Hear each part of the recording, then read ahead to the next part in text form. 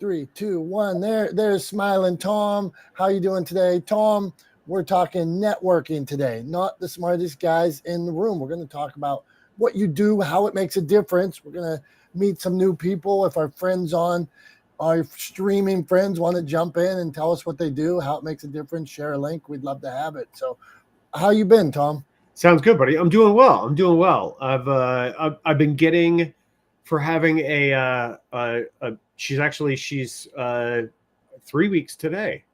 For having a 3-week-old in the house, I feel surprisingly okay and refreshed. I mean, I don't know if I'm sure you remember when your kids were babies, but with one going off to college and one in high school, the other in high school, that part of your life is in the deep in the rearview mirror.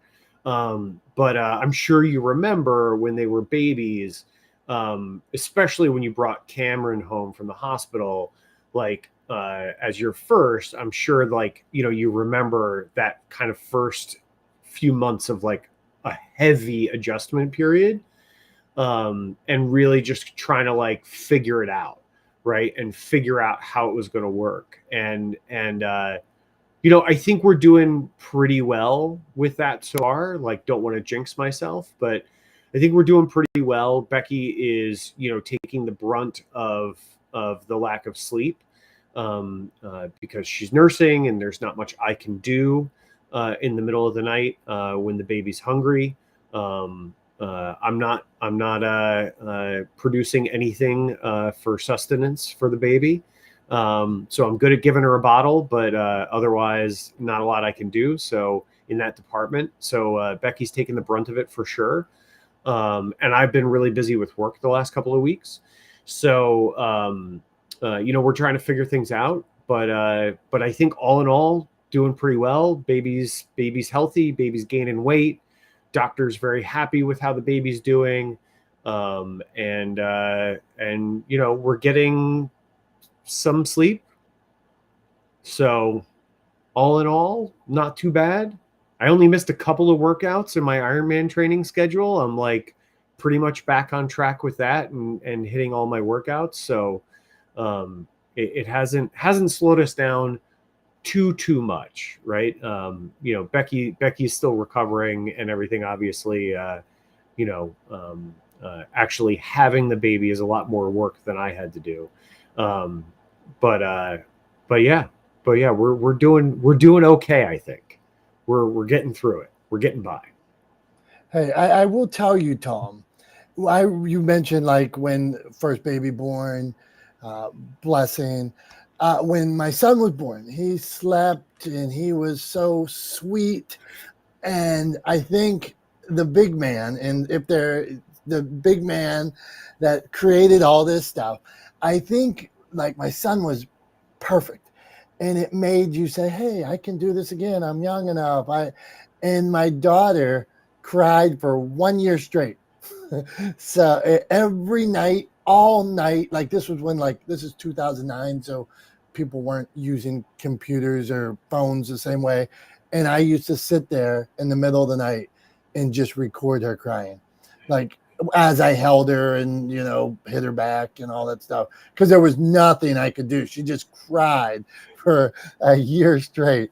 And so I think maybe Julie, your mom, maybe you can help us with this. Do you think that sometimes the first child is easier? Is that a thing?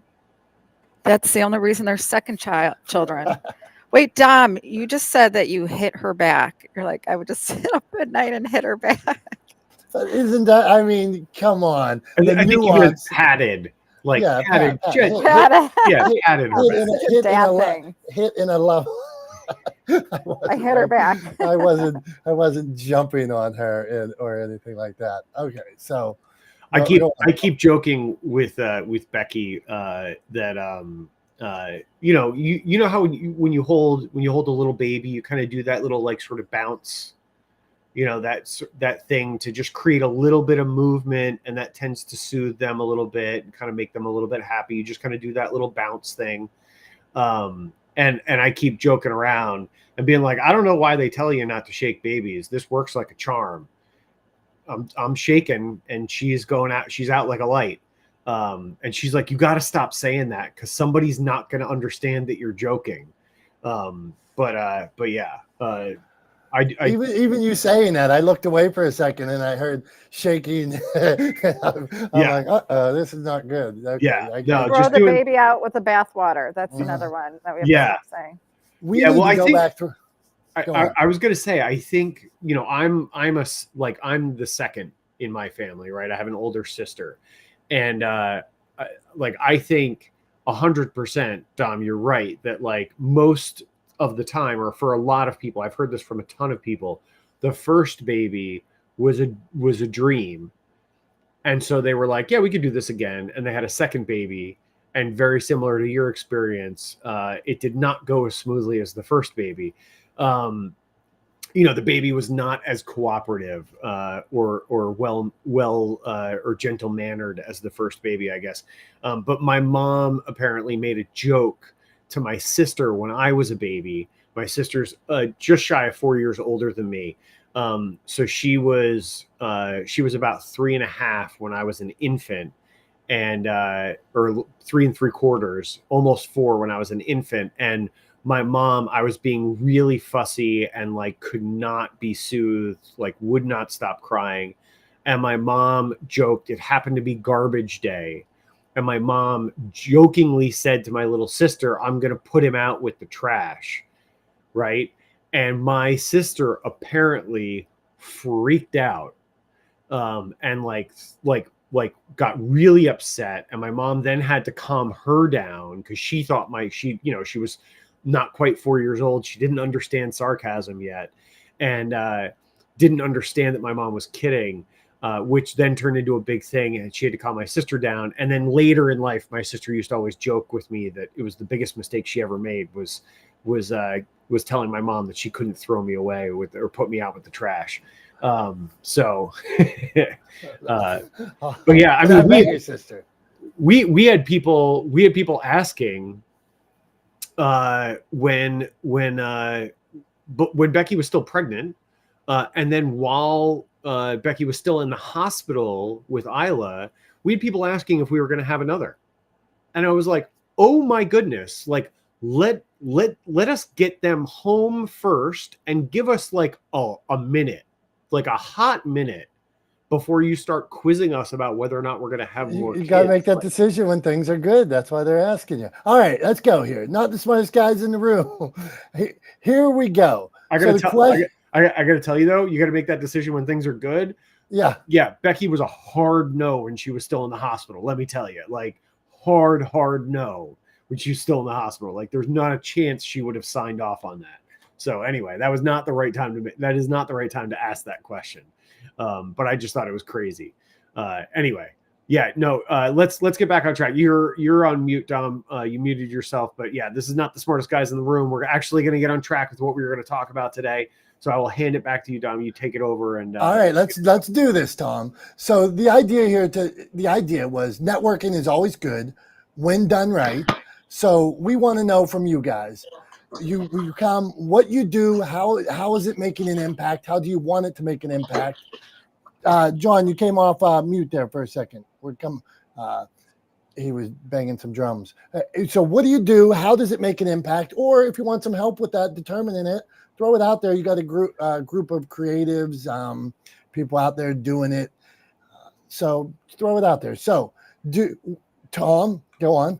Yeah, I was just going to say, like, how do you introduce yourself and your business and what you do, right, to people? So when you're in a networking situation, when somebody asks you, what do you do, right, how do you answer that question?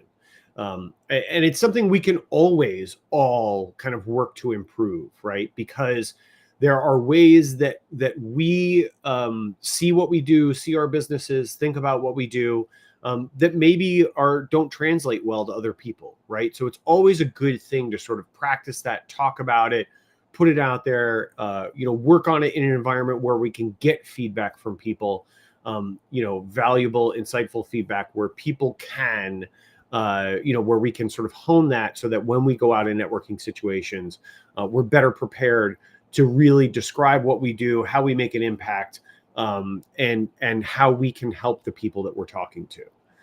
So I think that's really the goal we're going for today, right, Dom? That's it, man. Do you want to hit lead off? Okay, I'll bet lead off, and I tend to change these all the time. I have a basic one that I use, but I also believe it's good to switch them up. Like our friend Harry Spate says, maybe you only got 30 seconds and you should just ask a question. Maybe you should share a tip. Maybe you should understand that in that 30 seconds, I don't have much time, so I just want to grasp their interest. So I say, I'm Dominick Domasky. I have a company called Motivation Champs. I share inspiration, positivity, and smiles 24/7 and help other people do the same. So that's where I go. Now somebody's going to say, I don't know what this guy does. I'm fine with that. You're at that point because I'm leading to, this is what I do. Now, if you want to dig into it, I help people write books. We create content. We help them develop their message. But at its root, it is inspiration, positivity, and smiles, and help other people do the same. So I want to lead short. I want to get out of it. I don't want to dwell on it. I'm in and out with why I say what I say. I wonder what the hell's that even mean? Well, let me tell you. That sounds interesting. Let me tell you. So Julie Loken, Tom, we're going to switch. We're going to go to Julie Loken, John, Debbie, Sonia, and then we'll get to you too. At some point, we'll get to you. But Julie, what do you got for us? You want to play? Tell me. Cue me up, Dom. Cue me up. Okay, so this is Julie Loken. So as a business owner, as media casters, what do you do? How does it make a difference? Do you have an elevator pitch? So when you introduce yourself, what is your go-to? What is your go-to? Go to John first. All right, John. John, let's help Julie. Let's go to John first. It's perfect. That's fine. John, what do you do? I tell people I'm a syndicated radio show host and podcaster, and I give people platforms to tell their stories and their experience. And that's right in there. John, and I think John's we know John's very clear with it, but he's so clear with it. Like I have certain authors, like John, I have a firefighter right now, or Debbie has a story where all of a sudden I'm like, with the hundreds of media outlets I'm connected with, I'm like, I know that firefighter is a perfect fit for John. The story he has, the story of suicide attempts and trauma and stuff like that, because John, it's perfect for John. So Tom, thoughts on that? And then let's keep this rolling. And maybe we'll let you have a turn too. Go on. Yeah, I like that. I will say one thing. You used the term elevator pitch, right? And I like, you know me, you know how I get about like certain things. I have like likes and dislikes, right? I'm going to battle you on this. Bring it on. I don't like the term elevator pitch, right? Because I think it's kind of misused, right? Like an elevator pitch is really specifically designed, right, or meant to be a short pitch for funding, right? A short pitch to a potential investor, right? Not an introduction to what you do, right? Not something to be used for networking. Because I believe that networking is about building relationships, and an elevator pitch is not about building a relationship, right? It's about getting an investor, right? It's about making your case for why your business is worth investing in a very short amount of time. And I don't think that that's really that's in line with what networking should be about. Your primary goal at a networking event should be to develop relationships with the people in the room, not to sell them. All right. So Tom, hold on. I got to come in here. All right, go for it. So Go for it. you're in an elevator with somebody from NBC that you want to work with. Okay. Okay. That's Tom is in a. Let's say I'm going to switch it. Tom's in an elevator with somebody that he would like to work with. Okay. Call it whatever you want. What do you do? Do you just stare at the buttons, or would you go for it? And if you were going to go for it, what do you say? Yeah. Well, if I was going to go for it, if I was going to try to start the ball rolling in the direction of working together, the first thing I would definitely not do is try to convince them to give me money. That's the last thing I would do. The first thing I would do would be to open up a conversation with them. And to do that, I would look for some common ground, right? I would look for some place where we have some common ground that we can have a conversation about, right? So I would probably go back to my days in TV, right? So if I was in an elevator with somebody from NBC, I would go back to my days in TV and, try to start a conversation about television production or the industry in general, or their experiences in the industry or whatever, right? But I would ask questions rather than just, hey, how you doing? My name's Tom. I own Talex Media. Here's what I can do, blah, blah, blah. Now sign a contract and work with me, right? Like, I'm not going to do that because that's not going to help me. That's the last thing I can do. And it's antithetical to my whole thing, which is lead with value. All right. So so to get to it, how are you going to introduce yourself? Not in general at a networking event. Right. So a couple of things for me is first of all, I don't ever lead with what I do, right? I only tell people in a networking situation, I have a couple of sort of hard and fast rules that I try to abide by. But one of them is that I don't ever lead with what I do, right? I don't introduce myself as Tom Langan, owner of Talex Media, right? I introduce myself as Tom, period, right? And when they ask me what I do, what I tell them is I own Talex Media. It's a full service media production company. And really, if you get down to it, what we do is we help businesses and organizations develop long lasting and meaningful relationships with the communities that they seek to serve. That's it. That's all I say to start with, right? And then almost inevitably, I get asked a follow-up question. Well, how do you help them develop relationships, right? And it gives me the opportunity to dig in a little bit, to give them a sense of the values that drive the work that I do, and that opens up a broader conversation. But yeah, and I'll reciprocate too. I'll tell them what I do, and then sometimes they won't ask me a follow-up question, and that's fine. I'll turn around and say, well, what do you do? Right? Tell me about your business. Who do you like to work with? Right? How do those kind of relationships come about? Whatever. There's a variety of ways the conversation can go from there, but that's my standard answer to what do you do? Okay, that's fair. And your point, the distinction you are making is very clear. There is a time to come up and introduce and match and mirror and talk about the Pittsburgh Pirates or the Pittsburgh Steelers. I guarantee if I'm in an elevator with anybody and we're in Pittsburgh, I am starting with a different conversation. But for this exercise, we're talking about that. What is your go-to? Like you said, I'm humanizing the world of business, or this is what I do. This is who I am at my core. So, Julie, you heard John, you heard Tom. You want to take a stab at it? Then we're coming, Debbie, Sonia. Hey, what's going on? Jackie, hey, what's going on? Okay, Julie, you're up.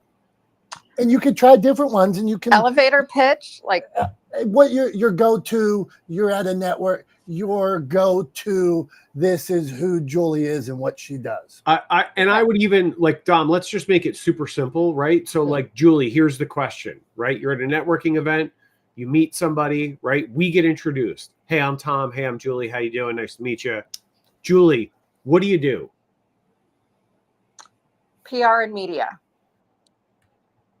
Thank you. Okay. But now to we're be going a step farther. Go on.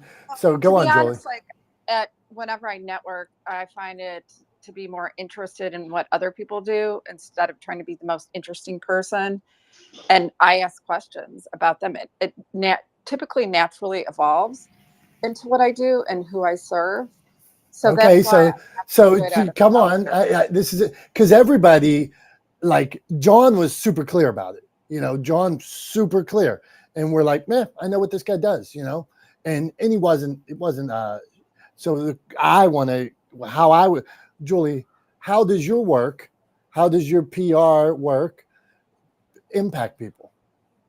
How does it make a difference? I get your voice seen throughout the masses. I get your voice heard.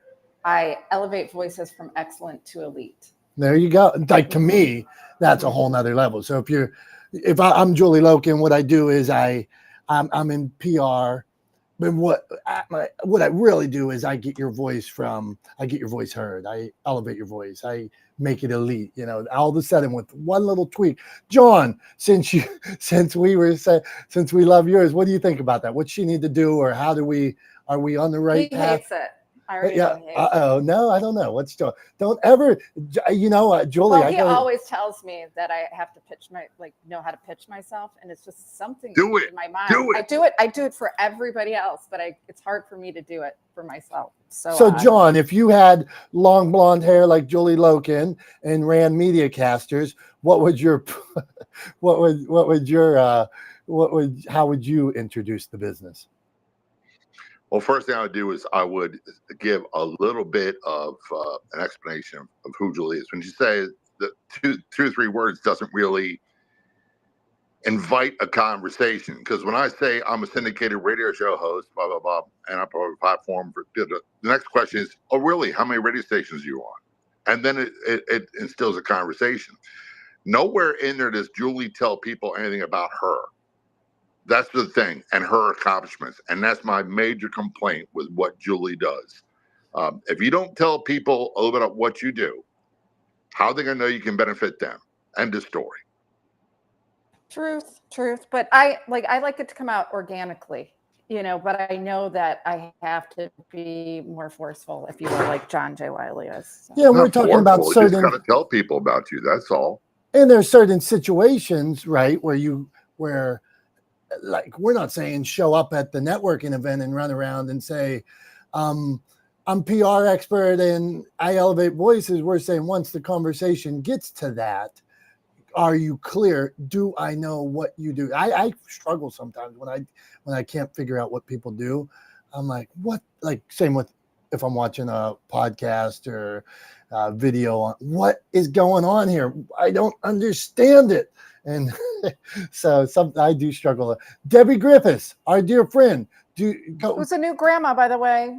Debbie's a new grandma. And I wonder how her arm's doing. So our dear Debbie Griffiths retires, becomes a new grandma, writes books.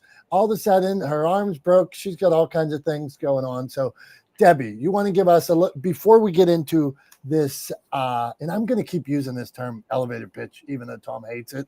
But I don't want to get caught up in the nuance of, the nuance. I'm looking at a Harvard thing here and it's funny because my son is just about to go to Temple for Business, and they were like super into that elevator pitch, and just like they used it as a broad term. So I'm using it as a generalization here, not that you're trying to pitch somebody for money in the elevator. So Debbie Griffiths, first an update on all you got going on, and then dig into this conversation, if you would, for us.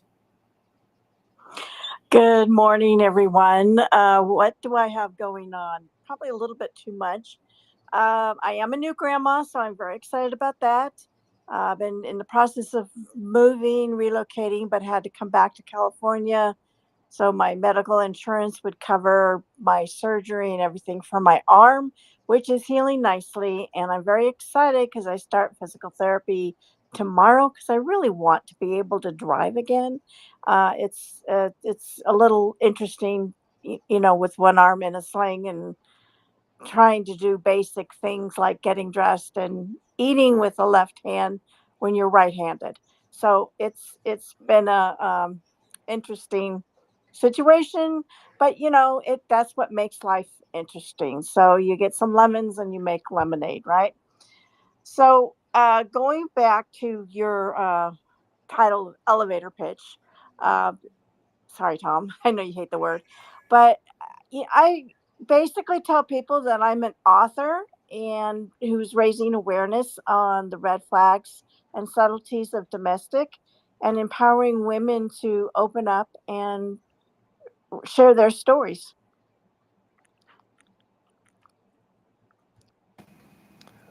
I think that's pretty clear. Tom, thoughts? Yeah, I like it. It's clear. And I think one of the things too that I think is important to do in answering this question is to sort of create the opportunity or invite it to turn into a discussion, right? Like you don't want to be so short with your answer that it doesn't invite questions, right? And I think like Debbie's is great. I think John's is good too, because like, he says he's a syndicated radio host. Well, okay, so like what stations are you on? Like, are you on a station near me? Like, how do I listen to you on the radio, right? And Debbie, Right, what does that even mean if you don't know what it means? And then right, the first question is, he says, go on. Exactly. What does syndicated mean, right? Like in mine, when I say like I own Talex Media, we're a full service media production company, right? Almost inevitably, the first question I get asked is like, oh, does that mean you do video, right? I get asked that almost always, like in a lot of, like in many networking situations, that is the follow-up question. Oh, so like video. And I say, yes, video is sort of the cornerstone of our business. We also produce other media assets for companies and for organizations that we work with. But video is definitely the cornerstone of our business. That's my background. I spent 17 years in the entertainment industry, right? And that leads to more conversation, right? So I think it's, I think what Debbie's doing really well, what John's doing well, is sort of inviting that furtherance of a conversation, right? Saying something that's interesting enough that it sort of spurs someone to ask a follow-up question, right? So I think that's a really good way to sort of answer that, because ultimately that's what we're talking about, right? Is answering that question, what do you do, right? The last thing you want to say is, oh, I do this, right? And kind of make it sound like you don't care about what you do or you're not interested in what you do. Like, then what are you doing at a networking event, right? What are you doing out trying to meet people, right? If you don't like what you do and you're not excited about it and you don't want to talk about it, what are you doing?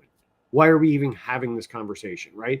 Like I have conversations with that. I'll be introduced to people at networking situations where they'll kind of like downplay what they do and be kind of like a bummer about it, right? And I'm like, well, I don't really want to ask any follow-up questions then, because it seems like you don't like it. And like if you don't like it and you're not excited about it, then I can't imagine you want to talk about it, right? We take those kinds of cues in conversation from people. So I think it's important. And that's one of the reasons, again, like why I don't like the term elevator pitch is because I think it's about having a conversation and developing a relationship. And a pitch is one direction, right? It's I'm talking, you listen, right? Whereas asking questions, answering questions is a conversation. And that's kind of like how I prefer to look at these kinds of things.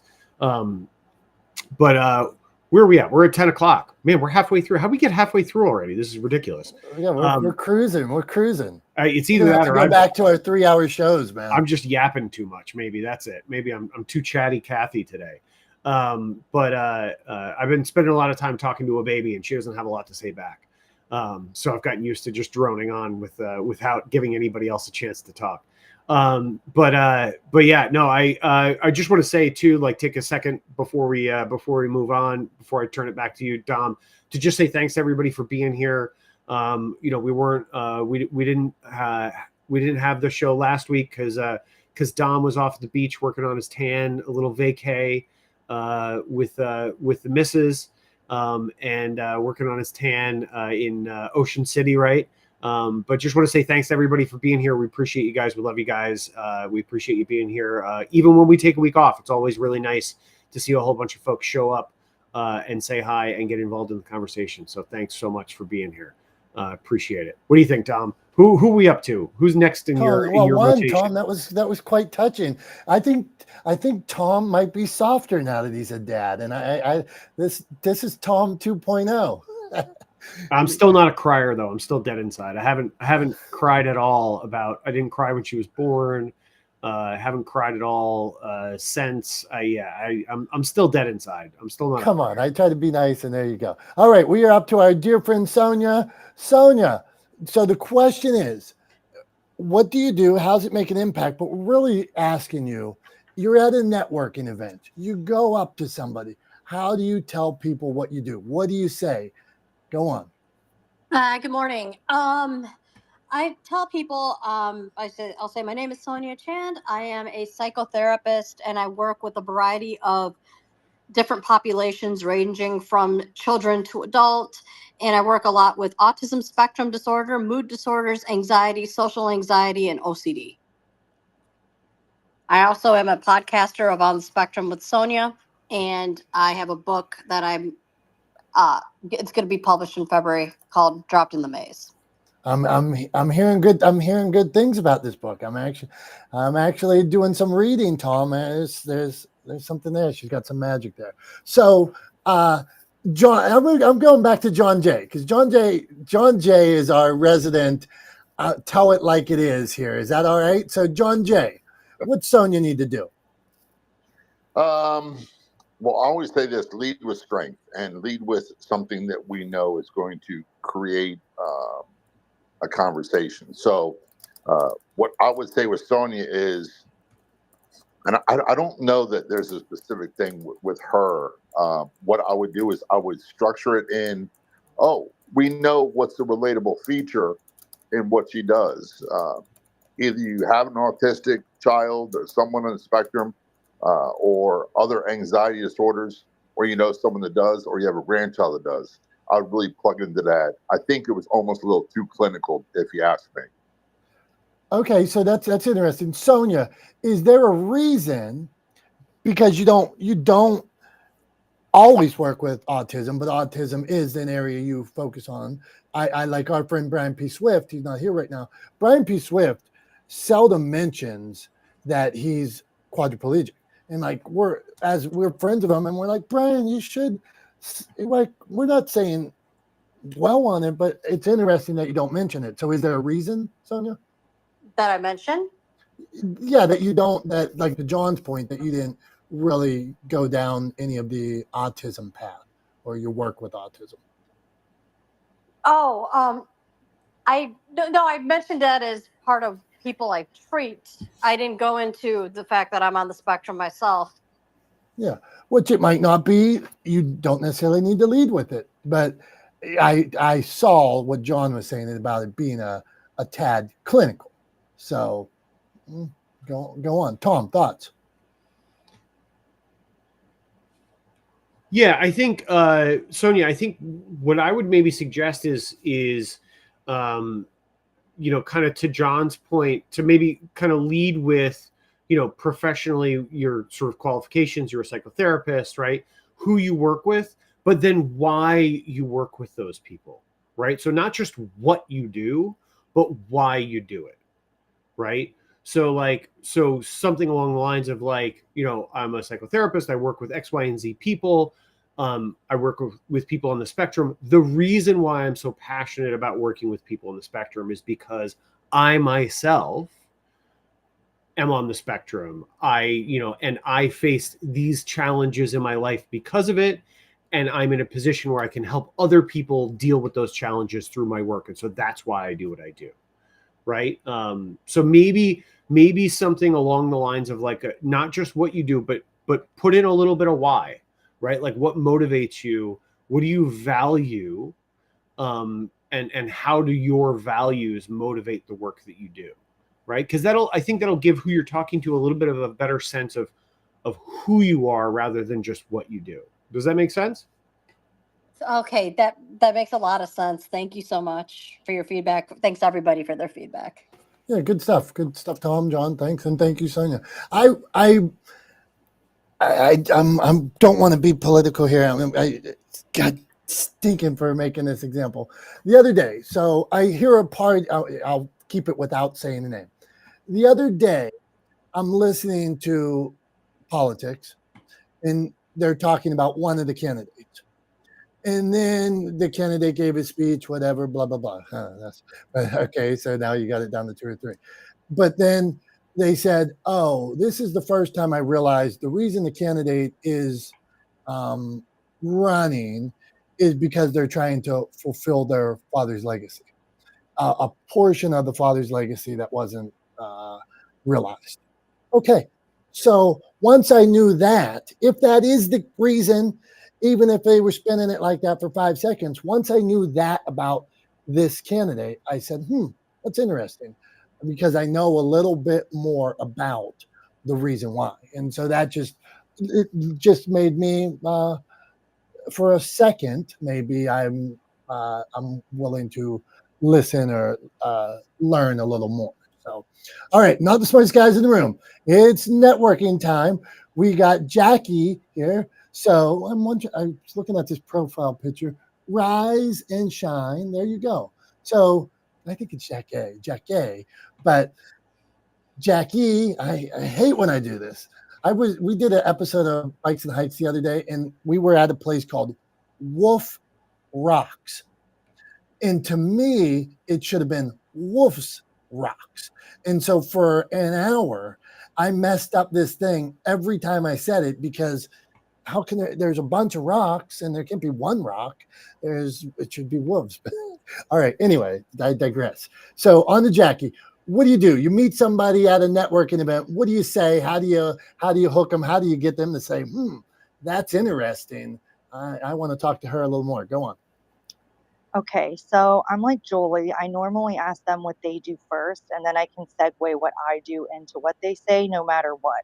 So if they say, oh, I do this, and that, I'll be like, oh, okay, well, my name is Jackie. I go by the Mama Jack. I do a podcast on parenting. I actually just started to sprinkle my spirituality in there as well. So you'll get some esoteric things happening. And I'm also starting a nonprofit and writing a book at the time.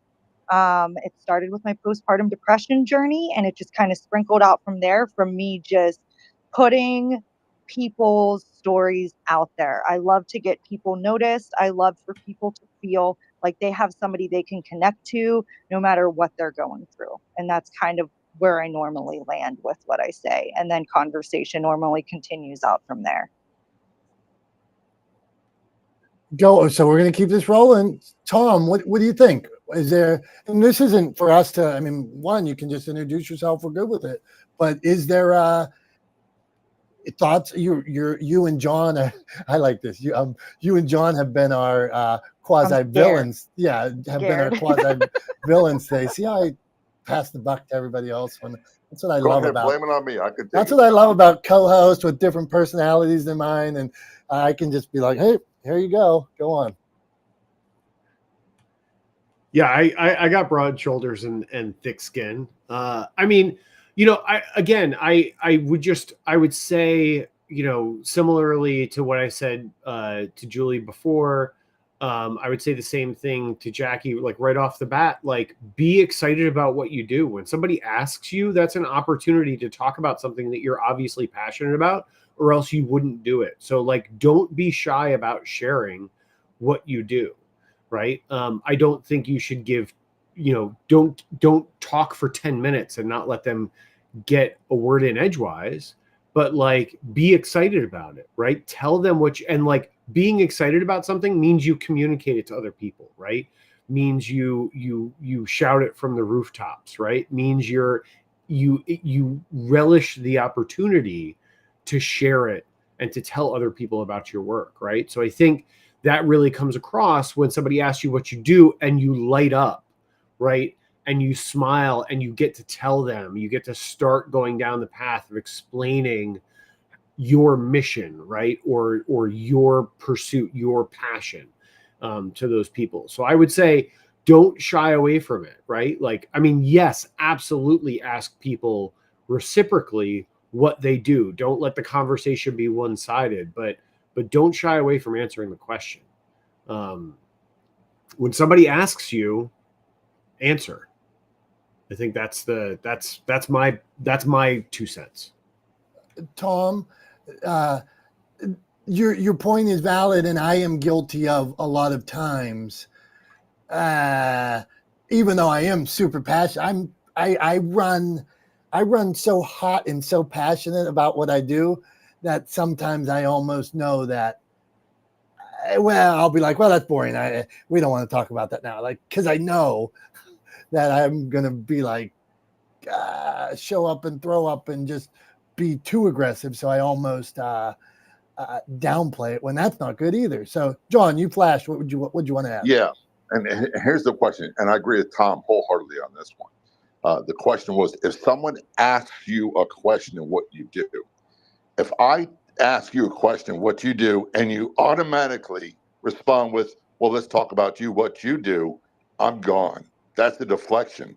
That's the interview tactic that usually shows that you want to evade responsibility for what you do. So if someone asks me what I do, I'm going to tell them, and I'm going to encourage a conversation. In that conversation, I'll ask them about what they do. But if I'm like Tom, if they turn around immediately and say, no, I want to talk about you, I'm leaving because I took the time to ask you. Okay, so I was looking at it as like randomly walking up to somebody at a networking event, not somebody like actually coming to ask me what I do.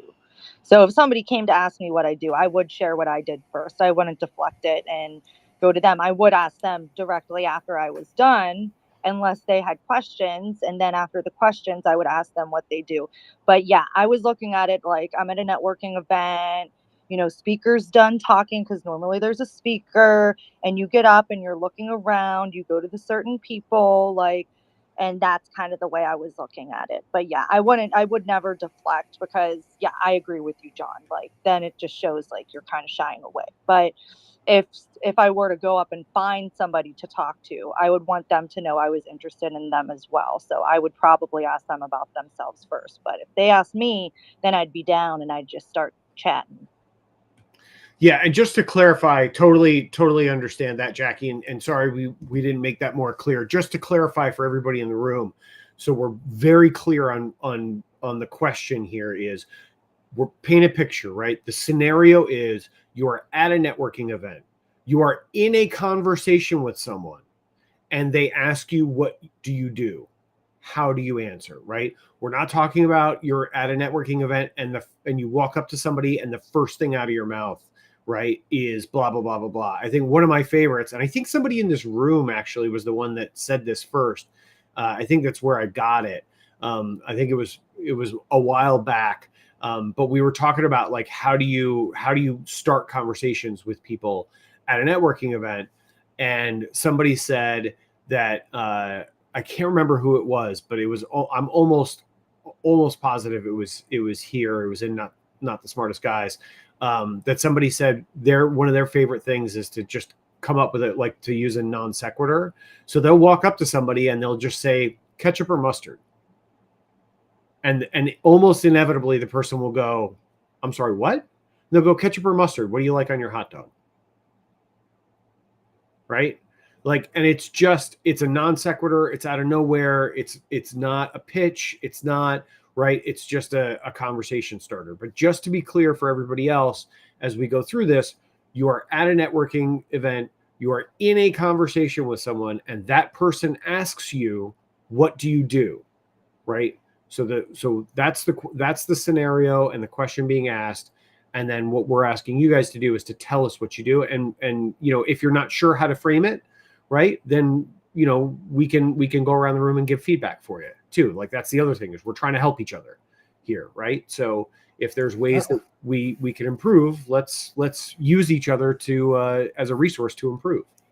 All right, let's get to it, Tom. We got a friend Carrie, we got a friend Jason, Gary's here, Monty was up here, Brian and Gary. You guys want to come up and give us what you do, and when somebody asks you that question, like Tom said, what do you do? How are you going to answer it? And feel free to put it in the chat too. Okay, Tom, we'll go to Carrie. And then what do you say we do a little show and tell, and then we'll go to Jason, Gary. Go on. Sounds like a plan. All right. Carrie, somebody asked you, what do you do? What do you say? Well, I think people hold on. I don't think. I know people hold on to stories. So what I really liked what you said, Dom, was you said, oh, some political person is doing this because their father, and I know who you're talking about, and I'm not going to go political because we're not allowed to here in this room, but there's a story, there's a passion, there's a reason. So I also like the feedback for Sonia where like tell why you're so passionate about your work. People connect with the story. I hid for the longest time that I needed glasses and I'm a professional photographer. Well, I see with my heart. That's why I can create good images. I don't really need, it has nothing to do with progressive glasses or not. So when meeting people, I just have to say for Julie is a great connector, unbelievable connector. So much so, my dad met with the chief of staff, Joseph Dunford, and he called me and he said, "What's the name of that publishing house that Gary E. Hall used?" I'm like, "Mediacasters, Dad." Because he was going to meet with Dunford because he's going to write the foreword for my dad's book about veterans. So see how Julie is. And who else did he write? This is the crazy part. Who else did General Dunford write a foreword? Oh, he wrote it. He wrote the foreword for Gary E. Hall. So my dad was going to meet with Dunford, who's from Boston. That's why there's the connection. He went to Boston College High School. Same part of the city that my dad grew up, Dorchester. Same with the Wahlberg family, just saying. I know Julie loves Donnie Wahlberg. Name dropper. Is this name dropper room? Yeah, flexing. There you go. Anyways, but that was really cool to be like, it's called Mediacasters and talk about power. Chiefs of staff. So cool. Carrie, your line about seeing with your heart, what to me that's just a fantastic line. And not that it's a line or anything, but for you to, I get it. And it doesn't matter about my lens, it doesn't matter about my glasses. I see with my heart. Beautiful, well said.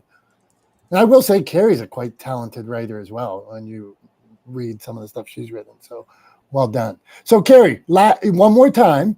Somebody asks you what you do. You got 15 seconds to answer them. What do you say? Well, I would not to criticize Tom because I've been on 100 dates in my 100 million dates. I wouldn't connect with someone who says ketchup or mustard. I just wouldn't. I don't like gimmicks. I just don't. And so is it something that's like non-emotional? Sure. Is it a tool? Absolutely. But I'd rather say a lot of the wrong things and just speak from my heart and have it land or not land. But when you're vulnerable and when you're really genuine, people lean in. So that's what I would say. So I would say, like, do I have lip gloss on my teeth? Like, I would just speak from the heart. That's what my advice would be. All right. Thank you, Carrie Brett. Okay. Hey, we got some stars on LinkedIn. We got Heather Cox says, long time no see. I've been looking at her social content. She's blowing up. So Heather Cox, well done on that. Okay. Jason, we're coming. Don't leave. We're doing show and tell. You ready for show and tell? We do this every not the smartest guys in the room. Go on. I'm ready, buddy. Show it to me. Okay. Or tell me about it. I don't know. Maybe do both. Okay. One, I will flash it slower in front of the screen because Tom taught me that and it made sense. Okay. As a new dad, Tom has a lot of great things coming his way. Things that, I one time I wrote in a book, it was about jobs. And I got to one that I considered was the hardest job, but the most rewarding. It was being a parent. So looking around my little office today, I found this. It is a rock made by my daughter at some point. I guess she didn't make the rock, but she found the rock. And here it is in my office. And in all of her, it says, and she couldn't even spell at the time, as we see. And this says, and it's how weird it is. I don't know what grade she was, and she's actually pretty intelligent. So it says, "My dad rocks." It looks like RAKS. All the D's are backwards. The my dad, but made for my daughter. It says 2015. I think that's a 15. Would you, Maddie, 15? Is that what you would think, Tom? Well, I'm not sure because your camera's mirrored, so everything's backwards anyway. All right. So it just says miss. I don't know, but I think it's in year 2015. It says sim to me. Sim. Yeah. All right. Well, anyway, beautiful rock from my daughter. Even though it's a simple rock painted yellow and purple, I'm appreciative of it. I'm thankful of it, and I wish Tom a future filled with rocks painted from his daughter. So that's today's show and tell. We'll see. I'm sure I'll get plenty of finger paintings and drawings and stuff like that. I don't know. We'll see if they do rocks. You know, if she does rocks at some point, we'll see. I don't know if I'll ever get a rock. But I'm can only hope. You can only hope. Right. But I'm sure I'll get plenty of finger paintings and plenty of drawings and things that I'll have to, probably 15 years down the line, I'll look back at it and go, I'm not really sure what that was supposed to be. And it'll take me a minute to remember what the drawing was supposed to be or what it was supposed to say. Right. But yeah, no, I'm looking forward to those things. And like even just in the first couple of weeks, super interesting thing. But like I said, she's 3 weeks old today. And she has started to really like focus on your face. Because the first couple of weeks, like she's just kind of looking all over the place. Like she's not really like sort of focusing what she's looking and like intentionally looking at specific things. She's just kind of looking all over, right? Just kind of taking it all in. But now when you talk to her, she actually like will look at your face when you talk to her, which is kind of cool. But I'm really excited for the part where like she starts to like a buddy of mine said the first 3 months are rough, right? And there's not a lot happening in the first 3 months. But after the first 3 months, it's like that's when they start like holding their head up, really reacting to you, smiling at you, things like that. So I'm pretty excited for that stuff to start happening in a couple of months. But yeah, no, I think that's really cool. I hope someday to have something from my daughter in my office or on my desk, similar to your rock that you have for Maddie there. For sure. Yeah, good going. I hope you do too. Well, so she's waving. Jackie, what's the wave? Oh, she hung up for a second. Okay, Jason, we're coming your way. But first, I want to say, Jason, earlier I mentioned that I used the word hit. I meant pat when my daughter was little on the back. Julie started talking about, this is in the comments, Julie started talking about Garbage Pail Kids. Jason wanted to know which Garbage Pail Kid Julie would be. So we have a whole sideshow going on here in Garbage Pail Kid land. And I love Garbage Pail Kids too. Tom said that his sister thought that he's going to be thrown out in the trash. So. There's the connection to Garbage Pail Kids. Got it. Okay. Yeah, because my mom sarcastically said she was going to put me out with the trash because I was inconsolable, and my sister got really upset. And then Julie said in the comments, Garbage Pail Kid. I also had a ton of Garbage Pail Kids when I was young too. I genuinely don't remember any of the names, but I definitely had a bunch of those too, for sure. But I think we should let's get to Jason. Let's hear what Jason says when we're at a network. Jason, so somebody comes up to you.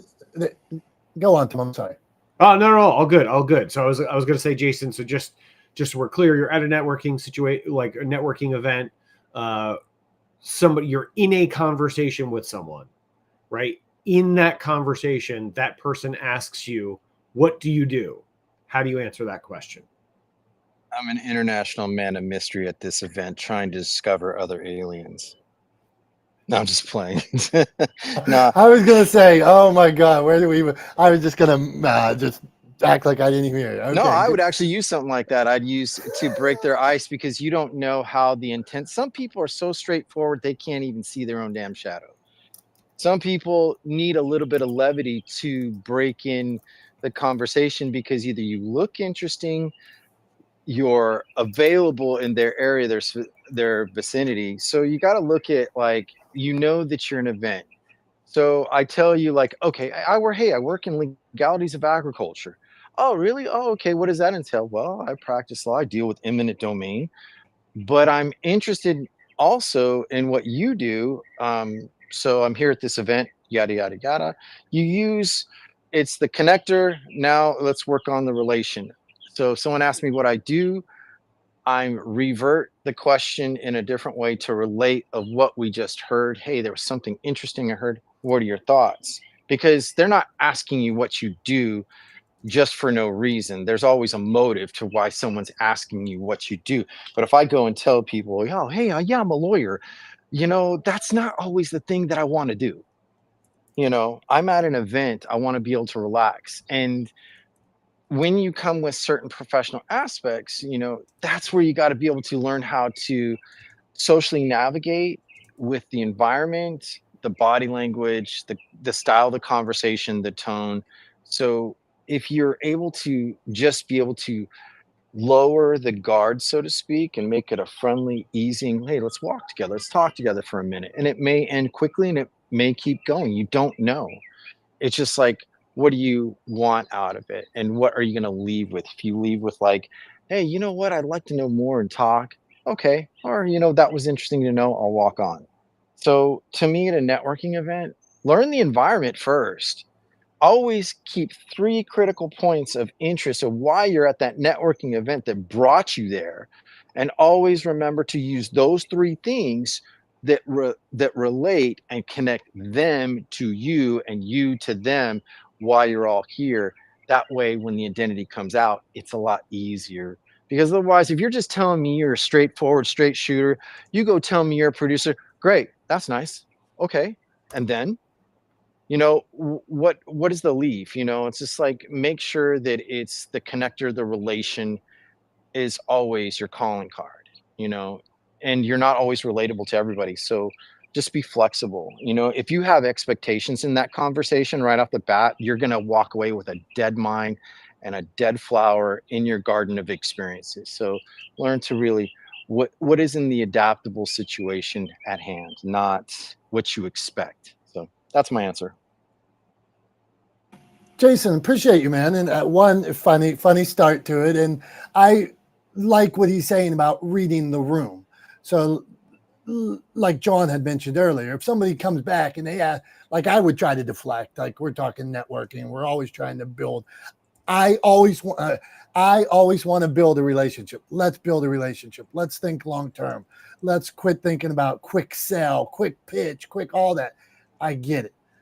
But to John's point, if somebody's direct with you and they say, "What do you do?" Be prepared to tell them what you do. To my point, be clear about what you do. To Tom's point and Julie's point, be excited about what you do. So if you're gonna tell them, be like Carrie, be passionate about what you do. I wrote it down. She sees with her heart, passionate about what you do. So, but don't just avoid and not know what you do, not tell them what you do. Come on, you're better than that. And what you do is important and going to make an impact. So don't discount it. Tom, it is that time of the day. 10:31. We've talked about babies. We've talked about my tan. We talked about rocks. We talked about pitches. We talked about networking. Now Tom has to figure out if any of that tied together. So go on, my friend. Thanks, Dom. Yeah, I think from my perspective, I think there's a couple of things that are really important when it comes to how we think about networking, and how we engage with people in a networking situation, right? And that's what we're talking about today. Like as the title says up at the top there on Clubhouse, if you're not on Clubhouse, if you're on LinkedIn or Facebook or whatever, the title of the room is obviously not the smartest guys in the room, but then next to that, it says networking time, right? Because that's what we're talking about today. We're talking about networking, and specifically, how do you answer the question in a networking situation when you're in a conversation with somebody and they ask you, what do you do? And I think there's a couple of things that bear repeating from my perspective. And those are, one, remember why you're there in the first place, right? You're at a networking event, right? You're in that situation in to create opportunity to develop relationships. That's what networking is for. You are there to develop relationships. You are not there to sell, right? You are not there to raise funding. You are not there to close business, right? That's not what networking is for. Networking is about building relationships that lead to business and transactions down the road, but the relationship has to come first.